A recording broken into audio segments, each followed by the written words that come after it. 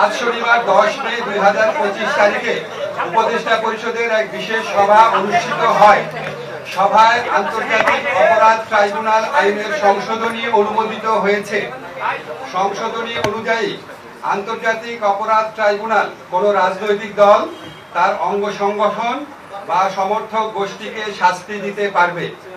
উপদেষ্টা পরিষদের বৈঠকে আন্তর্জাতিক অপরাধ ট্রাইব্যুনালে বাংলাদেশের আওয়ামী লীগ ও তার নেতাদের বিচার কার্য সম্পন্ন না হওয়া পর্যন্ত দেশের নিরাপত্তা ও সার্বভৌমত্ব রক্ষা, জুলাই আন্দোলনের নেতাকর্মীদের নিরাপত্তা এবং আন্তর্জাতিক অপরাধ ট্রাইব্যুনালের বাদী ও সাক্ষীদের সুরক্ষার জন্য সন্ত্রাস বিরোধী আইনের অধীনে সাইবার স্পেস সহ আওয়ামী লীগের যাবতীয় কার্যক্রম নিষিদ্ধ করার সিদ্ধান্ত গ্রহণ করা হয়েছে।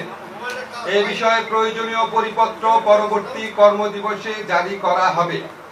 এর পাশাপাশি আজকের উপদেষ্টা পরিষদের বৈঠকে জুলাই ঘোষণাপত্র আগামী 30 কার্যদিবসের মধ্যে চূড়ান্ত করে প্রকাশ করার সিদ্ধান্ত গৃহীত হয়েছে।